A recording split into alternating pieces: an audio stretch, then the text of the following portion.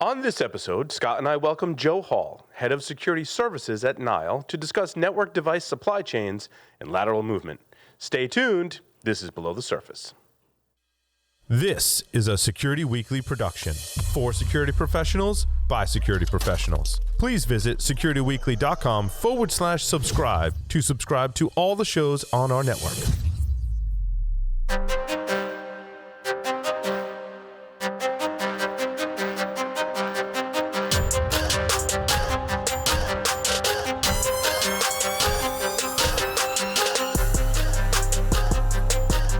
Welcome to Below the Surface, the firmware and supply chain security podcast. This is episode 20. I'm joined by Mr. Scott Schefferman. Scott, welcome. Thanks for having me. As always, Paul, this is super fun. I'm so excited about our guest. I mean, if there's one person I've had probably the most insane and best memories at DEF CON the last decade plus, it's definitely our guest we're about to talk to.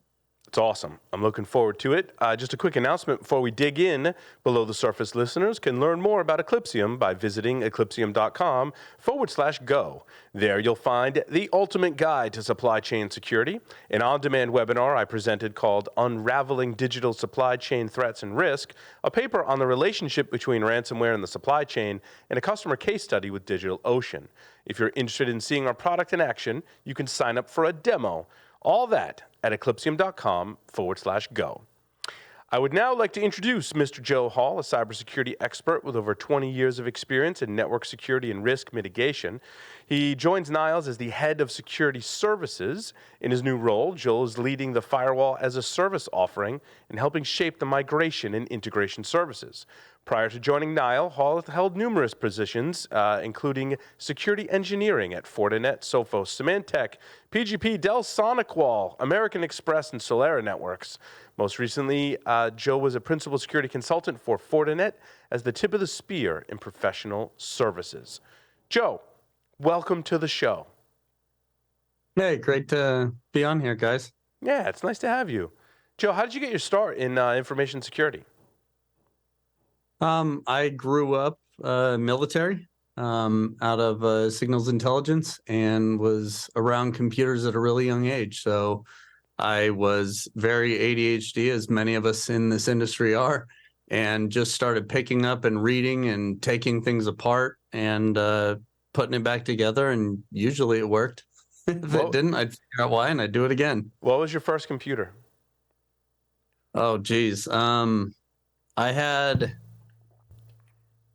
a x86, that was a 286, and then I got the Pentium 1. Oh yeah. Boy, that thing screamed like 100 megahertz. It was hot, you know, too. It was like a heater for your house. You could overclock to 130. Yeah, oh, that's really hot, yeah. Yeah. When I got that first 21-inch CRT monitor too, that would dim the lights when you turn it on. Oh yeah, those things are massive, man. If that thing fell off the desk, like it was going through the floor right into the basement, right? Yeah. Best thing to watch high definition movies and stuff on, because I mean back then you had tube TVs, unless you know, I was a military kid, so I put together what worked. That's awesome, man. Talk to me a little bit about your positions. You've held numerous positions in a lot of different companies. What's your journey been like through cybersecurity? Yeah. So I started my career in working in this space for Caldera SCO when I was like 15 doing desktop support. And then the whole market fell out, and it was like I was competing with, you know, I'm 15, 16-year-old kid trying to find work. So I did sales for a couple of years and got back into it. I was working in a call center, and they had a Linux backend and a PBX that was running there on Asterisk. And, you know, the IT guy wasn't there one day, and I was, and you know, they're like, whoa, you know Linux? I'm like, yeah, I used to work for Caldera. So I dove right back into it and found work, you know, with the screwdriver shops kind of thing. Honed my craft, went to this tech school at Mesa Community College, ASU, NAU. Had this tech school that they put together on top of a like parking garage in Mesa, Arizona. went there for a couple of years to get access to labs, and they had millions of dollars in Cisco gear, and I didn't. So back then, the only way you could learn really was getting your hands on very expensive equipment. So I used those labs, and I got my certs, and SonicWall picked me up, and evolved from there. Ended up moving to Utah and joined Solera Networks, and then hopped over to PGP, doing encryption, and was a senior engineer there for a couple of years when Symantec bought them and all that. Then came back to SonicWall after Dell had acquired them, joined their white glove team, run by John Gamunder, their CTO. He's just, the guy's like the godfather of network security. Got to work on that team, just tip of the spear, doing big projects for them for years. And it was a ton of fun. Then they sold SonicWall off, and I moved on to Sophos. And actually, I think it was at Amex first. Yeah, I did some contract work for American Express, and then Sophos for a couple years, doing pro services, deployments, architecture, some digital forensics, incident response gigs, and then from Sophos ended up at Imperva for a minute. And then COVID hit, and I had a startup that I had joined during Sophos called Heroic as their CISO. We did threat intelligence, dark web data, where we pulled up, we had billions of usernames and passwords, and we'd make those available to anyone who had been exploited, so that they knew when their credentials were leaked. Picked up a couple hospitals and other large contracts while we were there, MSSP, MDR side of the business, and expanded that out. Then went to Fortinet and did pro services for them, doing cloud architecture and firewall design, supporting their full stack. Spent a couple years there, and just hopped over to Nile a couple months ago. So, Joe, you've done a lot of network deployments, I've been all over. A lot of network deployments in architecture, right? Tons, decades of it. Which is what naturally led me to this. It's kind of what I've always wanted my LAN to be. I want my firewall inspecting everything, east to west, north to south. Nothing goes by without me knowing about it.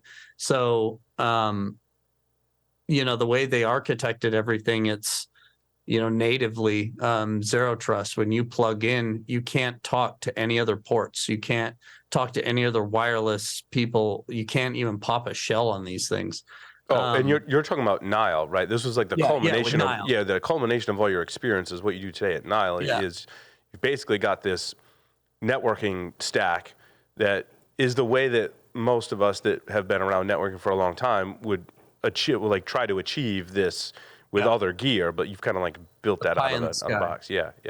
Yeah, and they can run it as a service. So, people pay a monthly just like they do a cell phone. They don't have to buy all their infrastructure ahead of time. It's all, rolled into that same monthly coverage. So it makes it easy for companies that are ready to make a big shift in how they've always done things.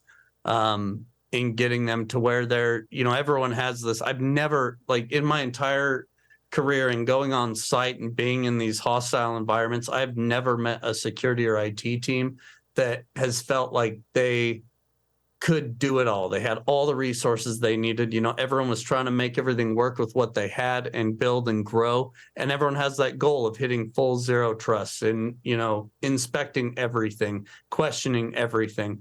But also being able to streamline the business and make it so that it's not a hindrance in the same sense. And it's always been, this competing battle in security of convenience versus security. But also control too, because I also feel like a lot of networking teams are like, I want to go get the gear from big manufacturer, and we've got expertise in house, and we're going to configure it. And I think we've hopped on a lot of the threat landscape recently, which is attackers are going after this gear, right? Yeah.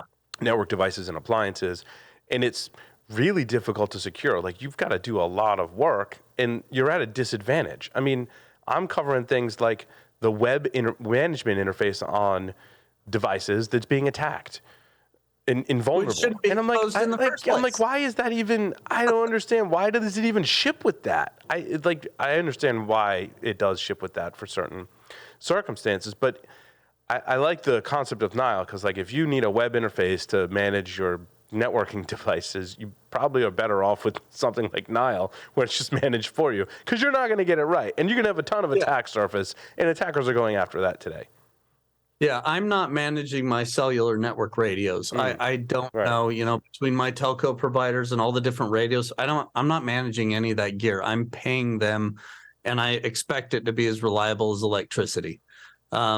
Which is that's the whole goal and what we're trying to achieve here, and we are achieving. I mean, we're building it out. We've got some big clients, and it's very cool to see, and just really appreciating people's understanding, because you have networks that I've worked with some tip of the spear, really top tier engineers and engineering teams, and most of them are around scenes where everything is constantly destroyed around them. So you have like Southern Louisiana, where you've got sites that are hit with hurricanes over and over. You've got the Olympics that are built up and torn down every 2 years. So these teams are they're honed. They're used to chasing threat actors in their network all the time, and they're used to trying to architect everything. I mean, with teams like that, where you're traveling every 2 years and you're rebuilding it up, you get to evaluate, okay, we deployed,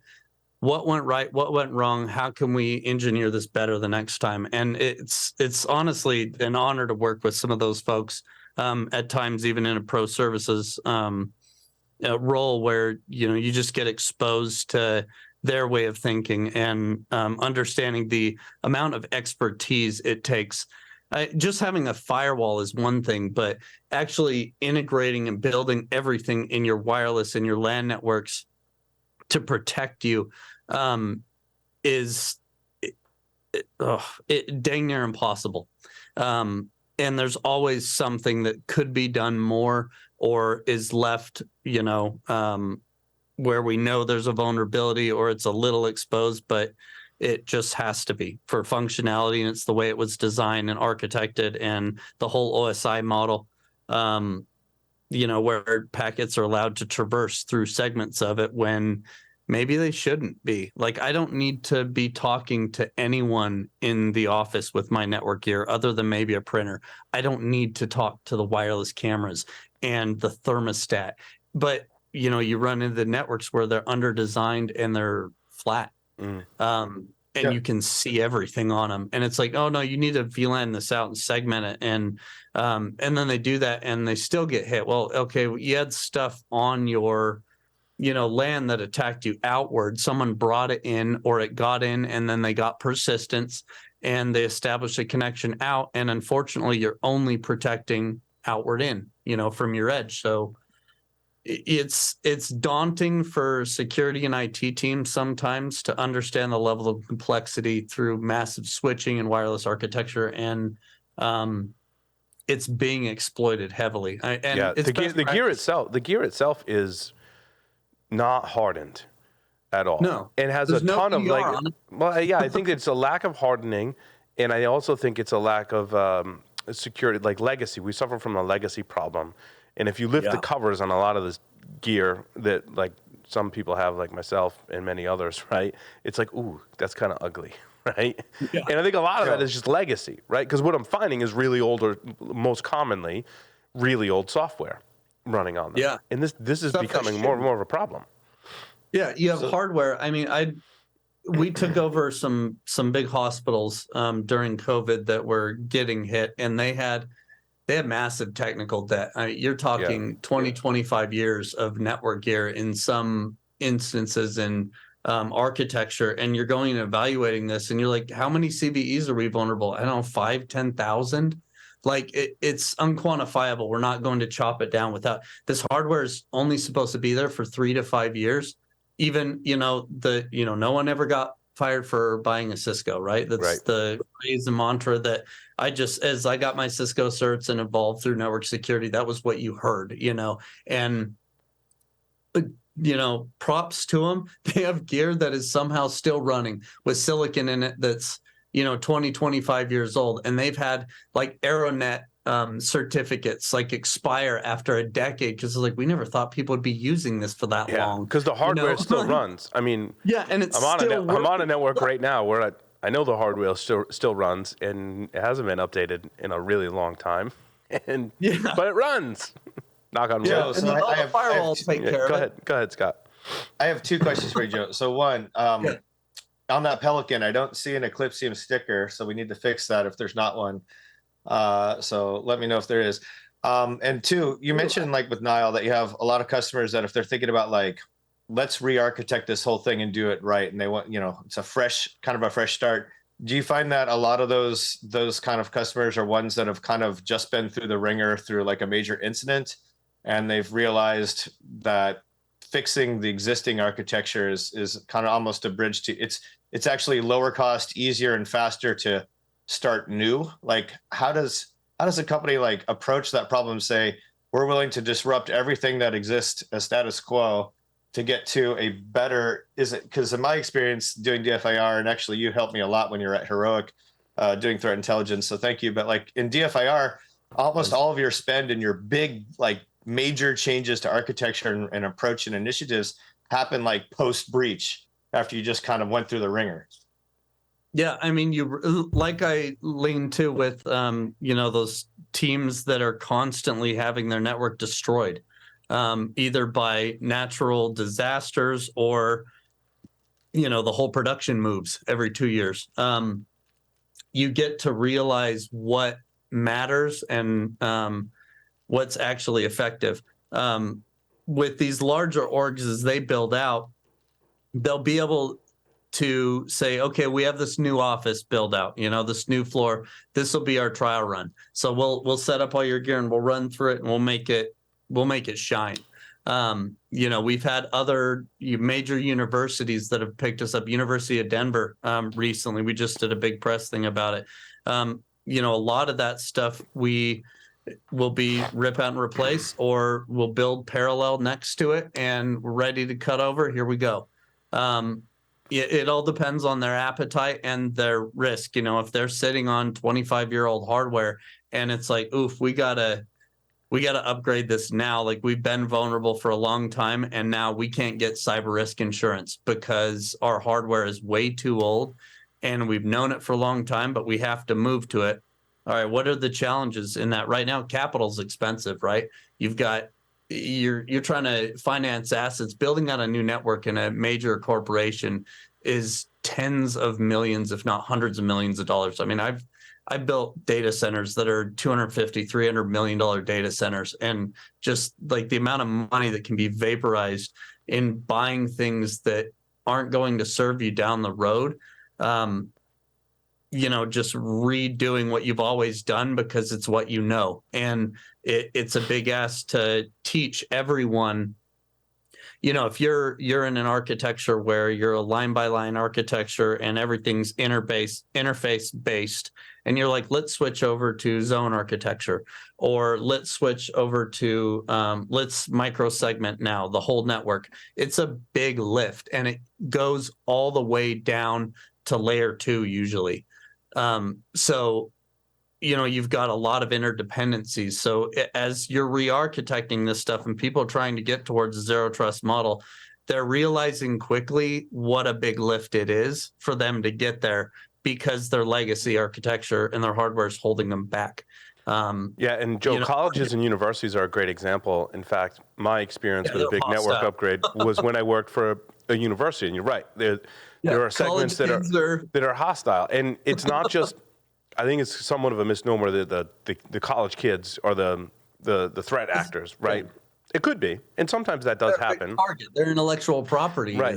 Exactly, and sometimes they do it without, like, it's not malicious, but they cause issues, right? And they don't realize it. Or it's the faculty, or it's the researchers, or it's the staff, And now you talked about zones and how you do all that, and you have to architect for all of that. And then you've got to be able to trust your gear, and you got people attacking your gear from inside and outside. Like it's an interesting environment and I mean, I was part of a network upgrade several years ago now, and I learned a lot. It was very interesting. It's a huge, huge lift. And it's not something where you're a corporation. You're like, well, everyone's working from home. No, every fall, thousands of students are going to converge, and they're going to be living in working on the network. So you're going to have that problem for a really long time. Yeah, you go from 0 to 60 like that. You know, you have everything up and ready, and you've labbed it and you've tested, and it's, you know, I have been part of some of the tensest moments in people's lives over, you know, doing these large architectures and deployments and build outs and migrations. You know, and not everyone's been successful either, you know, but as you run into an issue, you learn from it, and, you know, you pivot and you figure out how, okay, we need to make this better next time.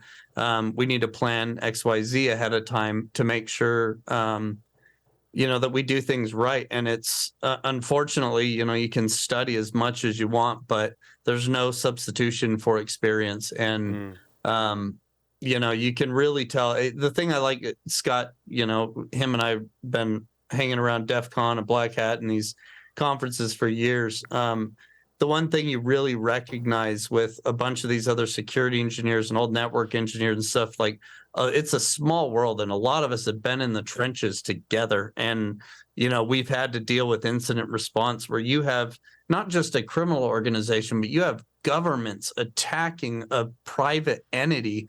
And, you know, you're reaching out for help and doing everything you can, but at the same time, you got to keep the wheels on the bus while it's moving, and sometimes change a tire at the same time. So it's yeah.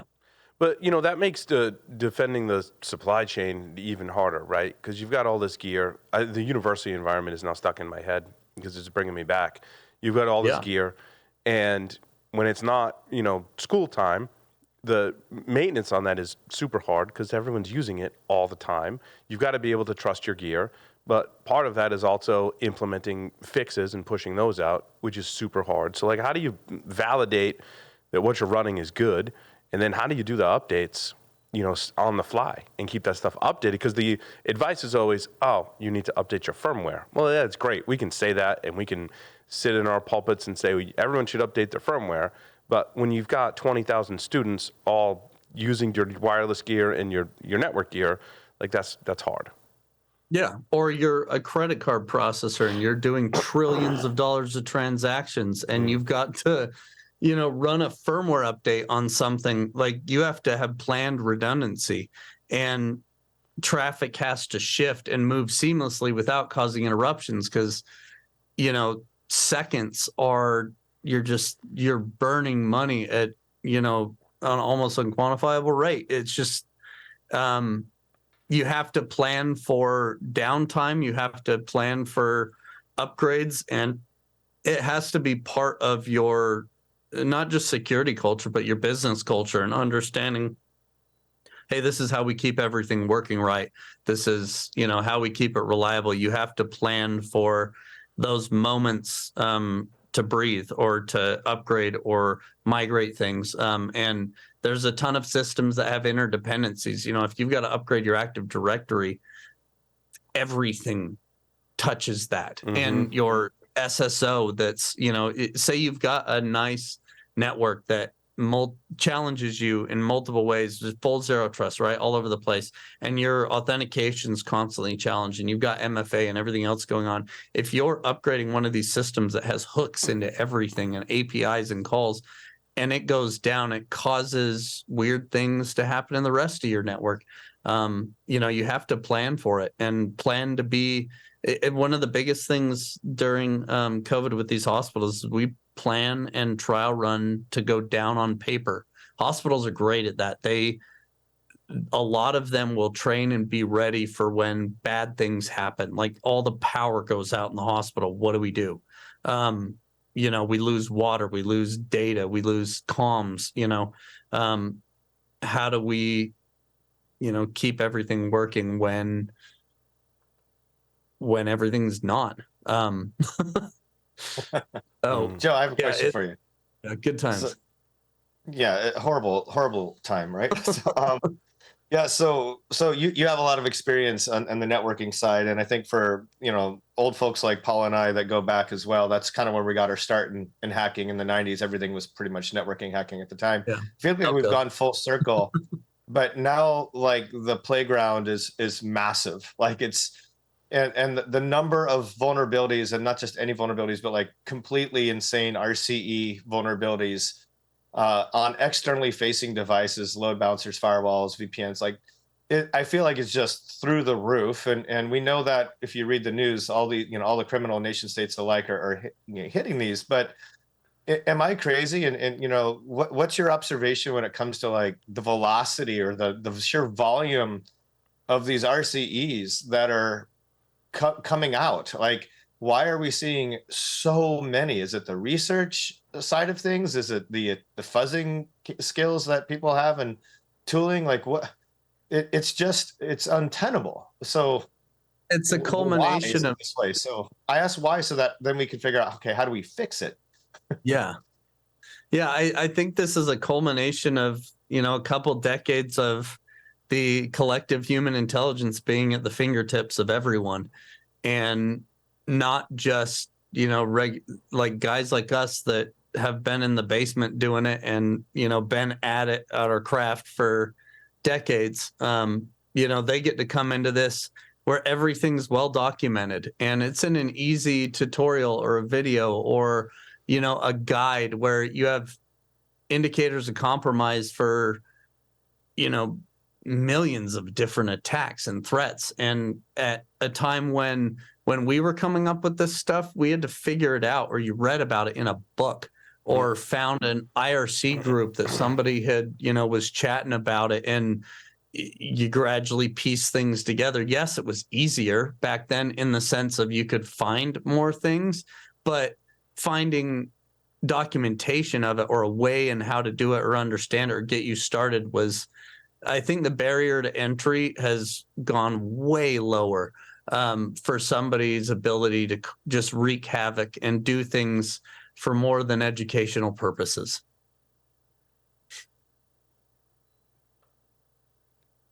Yeah, that's a fair take. I feel like automation is a big part of it too. And I think also you have a lot of younger kids that graduate from with a degree where they're armed with more skills, more tools, more resources than we ever would have had, right? Coming out of school, and I just feel like everything is just hypervelocity, and everything, like you said, is discoverable. But then you also have like these crazy powerful fuzzing tools. So you can get these chained vulnerabilities where if you get to past the user level, you get to an admin screen. Now you can bang on that, and before you know it, you've chained two vulns into a pulse secure device, right? Or Xelium device, right? So Yeah, I mean, you go through and discover devices, and if they're not following best practices and they're chatting all about their, what version of firmware this device runs, and here's its serial number, and here's, it's okay, cool. So that's all the information I need. I know what device it is. I know what firmware model they're running or firmware version they're running. What known exploits do I have for XYZ? All right, cool. There's all these different things I can do. It's just, you get a playbook now. We had to write the playbooks. you just brought up like Black Tech, the Chinese-based APT. They're literally going to the equivalent of exploit DBD. I think it's called CBug in China, finding whatever the latest RCE CVSS10 is that's externally facing. Then they go to their version of Shodan, which is something else. I'm forgetting what it's called right now. And they literally just light it up and fire it. So and then they pick the victims that align to whatever their mission objective might be as the Chinese government. And just like, that is what I would do, right? If you paid me, $10,000 and say you have like 2 weeks to hack all the things, that's the shortest path. So why wouldn't they use that method? But it's so effective because at any given Sunday, you're going to find 3 or 4 devices with RC CVSS 9.8 and above. and you're going to find a bunch of devices on Showdown that are unpatched, and you're off and running.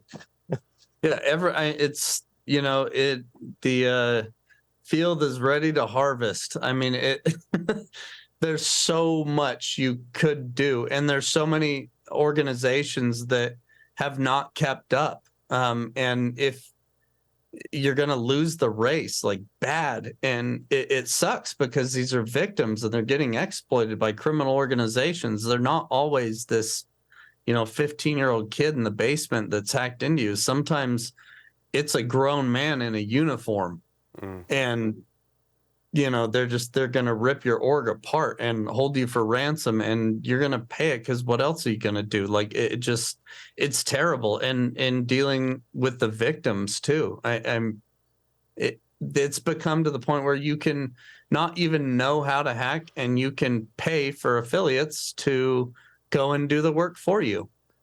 You can get already granted access to devices that they've got persistence in, and hey, what do you want to do with this company?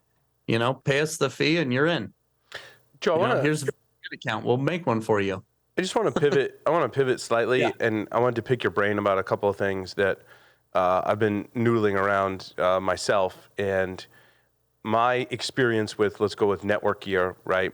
On a network in an enterprise that has thousands, 5,000, tens of thousands of network devices. Mm-hmm. What is the best practice today, in your recommendation for how you manage firmware updates, let's say, and configure it? Let's stick with firmware updates because configuration is slightly different. But firmware updates across that. What's the best practice? Because I'm out of touch with that because it's been so long since I've had to do that. Yeah, typically if you're running like a firewall stack, you've got active passive or active modes. If you're running more than one, so as you run an upgrade. Most providers now are able to keep your network up while you upgrade the firmware. So they'll upgrade the firmware in the secondary down unit. Mm-hmm. Then that one will come live. All your stateful connections will shift over onto the down unit and becomes active. Then your primary upgrades. Then the devices resync up and you're ready to go. That isn't an ideal situation. With like all of our gear, for example, at Nile, we build redundancy into all of our architecture. So you can do that you don't have to do it. We do it.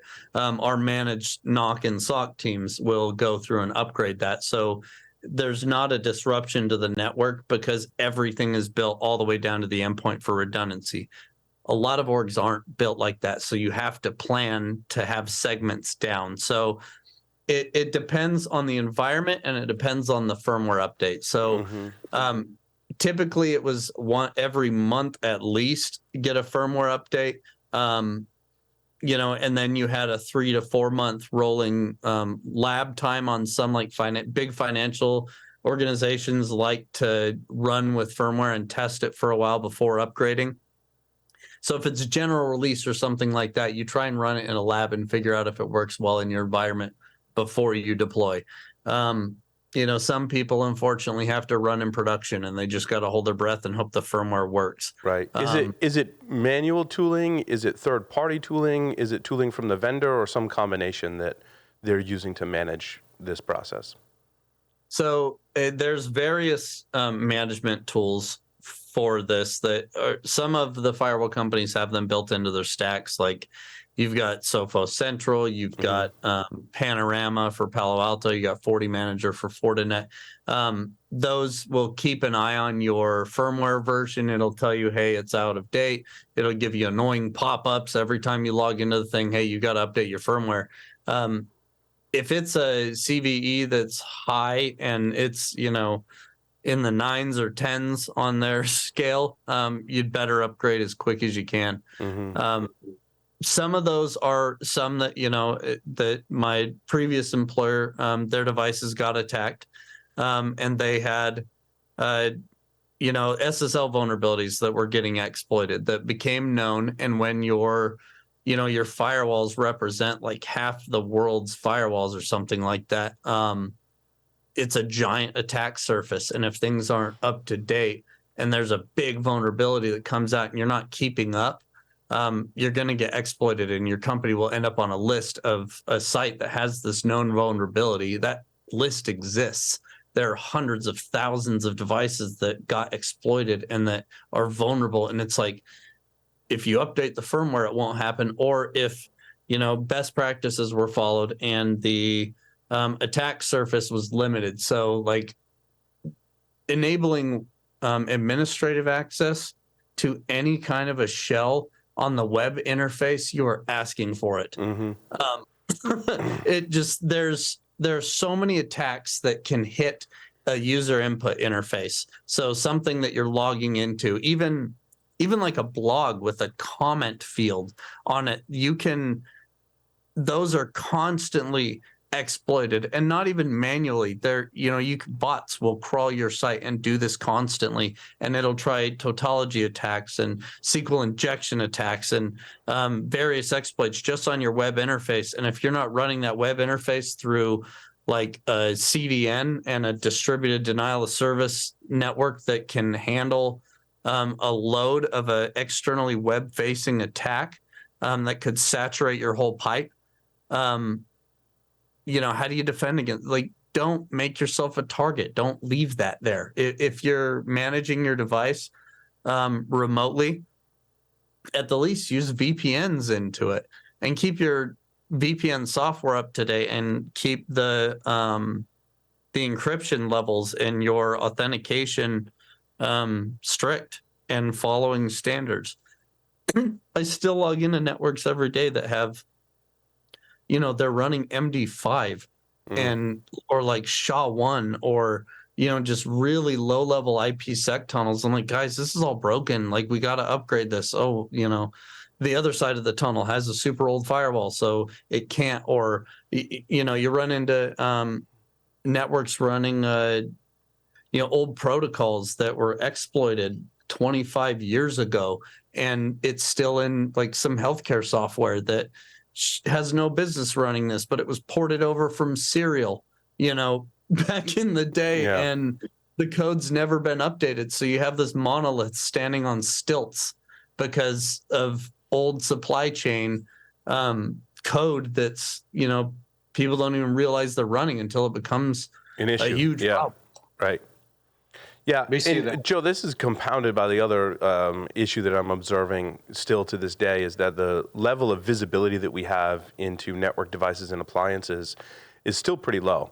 I think if you go to Windows, Mac, or Linux, we can get great telemetry from those operating systems in visibility. And yes, they still get popped and all that stuff, but you've got like a laundry list of things that you can use, OS Query and Sysmon and all that stuff, and EDR. When we go to the network devices, it's super hard, I think, for defenders to have the same or similar levels of visibility. What's your recommendation to increase our visibility into our networking devices and appliances?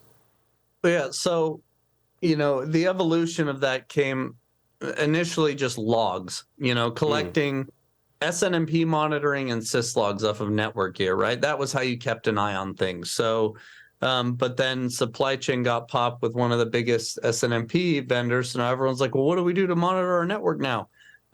If they want to use a third-party device to do that.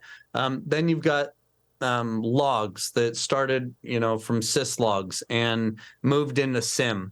And then you have an evolution of SIM into SOAR architecture, where you're getting not just all your logs dumped to something, but some intelligence added to it and some actionable events. And if you've got your whole architecture stood up to run through your SOAR, and you're mitigating attacks and you're exploiting your kill chain and utilizing your network hardware to stop the attack as close to the source as possible, you're doing well. As that evolves, there's XDR companies that have popped up that are doing inline scanning and categorization. But then you run into the problem where your network gear is chatty. So the logs exist. They're just massive and a lot chattier than like Event Viewer or something like that. You have processes that run every second, and there's a log message every second that process runs, and that means there's 60 of them in a minute, and 86,400 of them in a day. And so you've got all of these log messages that get sent down to a SIM, that is expensive and becoming a lot to manage because the amount of data storage you're having. If you're not using, some, like, there's a company that's Cribble that does a lot of data pipelining and cleaning up of that stuff. Yep. And they're like hands down one of my favorite at that, because their way to clean up duplicates and everything just makes sense. And they've a lot of databases and architectures are not standardized, and so when they're dumping all into these logs, you've got to sort and clean up that data, or else you're just going to pay through the nose to your storage provider. Right. Or someone's, I hate to pick on logs, because I don't want people to get the idea that you shouldn't have logs and use logs. I love logs. Right. But there's issues. I think you have to understand the issues, right? And there are some, like, people could turn off logging. Like you said, some devices generate a lot of logs, and sometimes the first thing that you got to do is turn that off, because it could be causing an issue, right? So now you're not generating logs and you forget to turn it back on, right? Or a firmware update comes along and changes your config, and you're not logging at the same level you were before. Logging is just hard for a lot of reasons. Like you said, some of them, Joe, that the formatting is all different, and now you've got data analysis, data manipulation, and data storage problems for your logs as well. But you also don't even have good logging on some of these edge devices for the device itself, right? Like the device's own logging. And a lot of those logs, like, they don't get stored, offline off of the device. So, but like you said, Scott, even if you do, those logs sometimes don't tell you much. It depends on the device. I think, Joe, you're right. Well, sometimes it logs like a lot more than you need. But on the other end of the spectrum, some of these devices are just like, sort of. But if they're compromised, little things. If they're compromised with an RCE, right? Like, you just modify the logs or delete them, right? As an attacker, right? So we have like the chicken and the egg problem with that. And then you have BMCs that effectively don't do any logging, and to Joe's point, are tied to the Active Directory.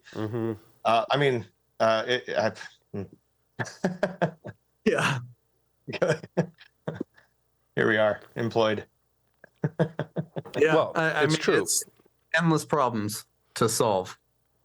But the attackers love this because they can gain a foothold and persist and fly under the radar on most of these network devices and appliances today. And I think that's one reason why they're targeting network devices and appliances for the ransomware campaigns, because they can get in.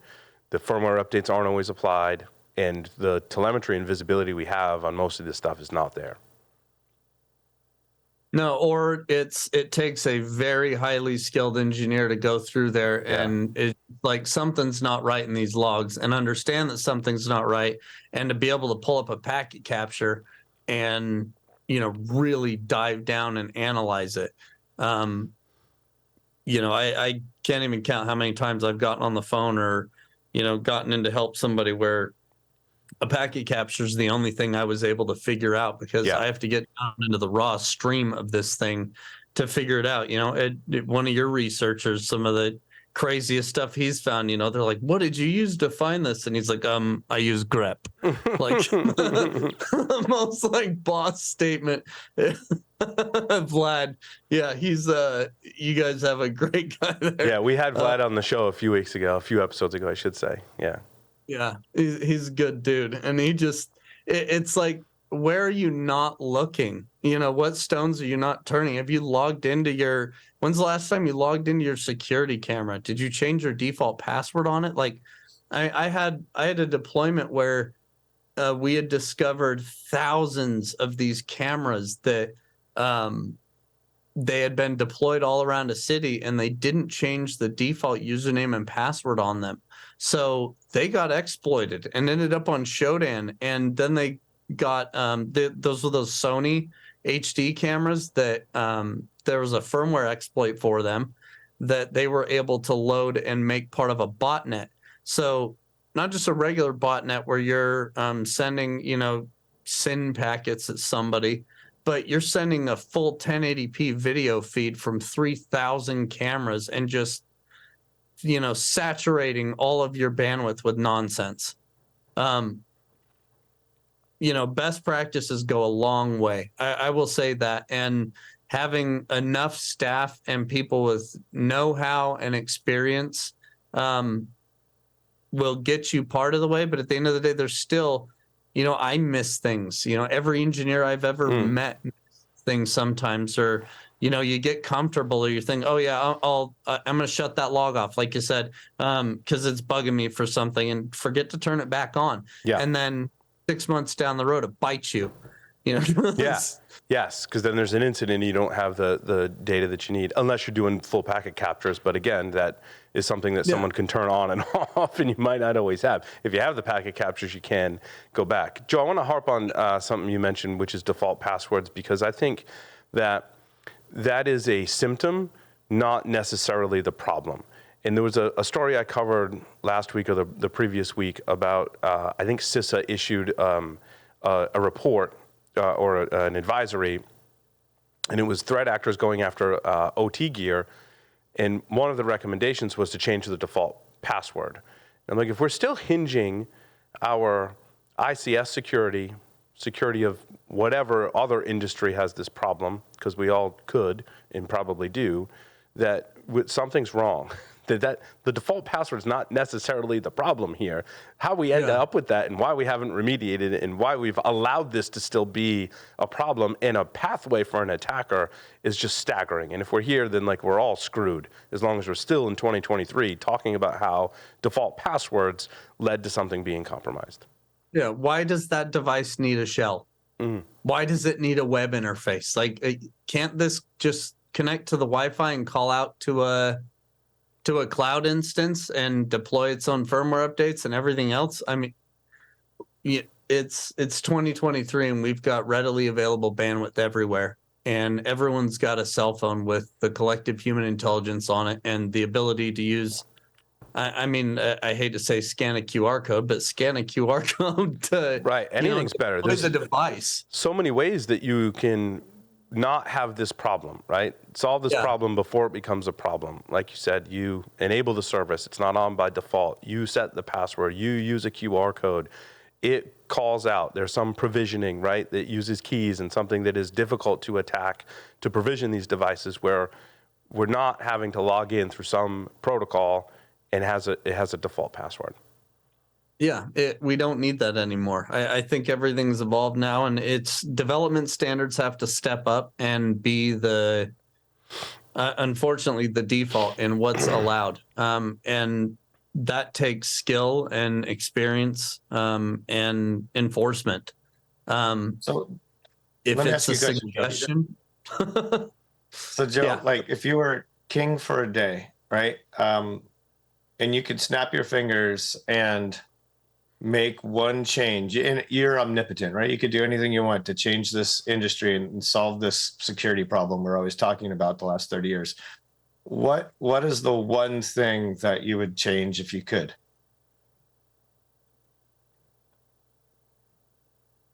Well, most attacks happen, like 80% of attacks happen just because they know the vector, right? So you haven't enumerated your assets. You don't know where anything is, but all of a sudden your stuff got leaked out in a dark web dump, and all your usernames and passwords are laid bare for everyone.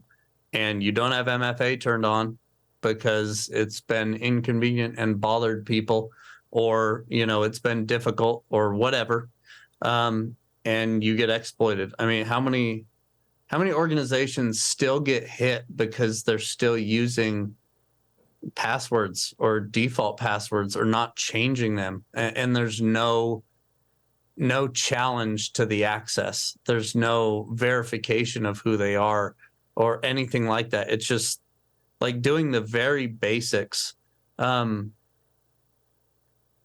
guess I just wish people would care more and it would be a priority. It needs to be, and it's at the end of the day, if everyone cared more and understood the problem and built things out natively, and every user was invested in security, then we might have a more perfect world. But this stuff is pretty nerdy, for people. And, I don't know if we ever fully get there, but if we can at least take away some of those attack surfaces where, like I have a Furbo at my house that started feeding UDP traffic to China. Why?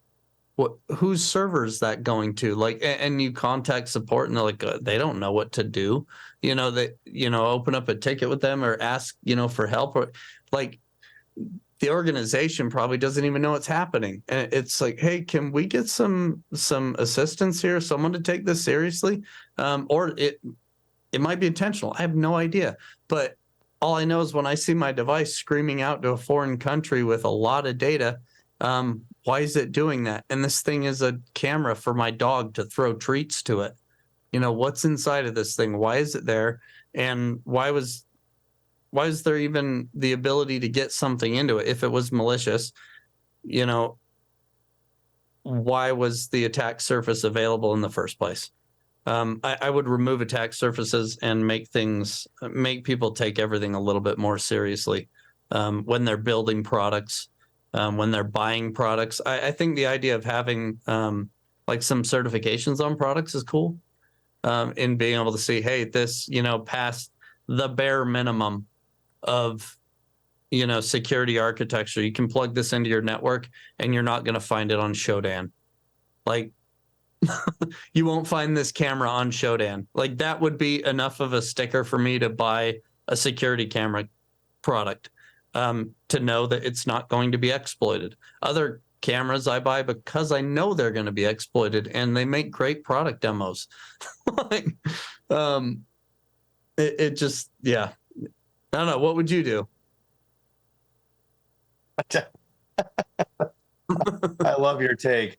I look at this as I would want us to be able to find a way to align incentives better at the OEM side. I just look at this as, at the end of the day, it's all ultimately like a supply chain problem. Like these vulnerabilities, the code being so dynamic, the feature velocity and the updates being so dynamic, if we don't hold the OEMs more accountable and have a way to enforce that accountability via audit and then penalty, because you have to countermand the market forces in the supply chain, right, for all these OEMs, because that's a race to zero, low margin, high velocity, hyper competitive environment. So normal market forces don't incentivize them to make secure products. There's not enough penalty for them or pain by shipping insecure products and outsourcing their SSDLC to bug bounty programs.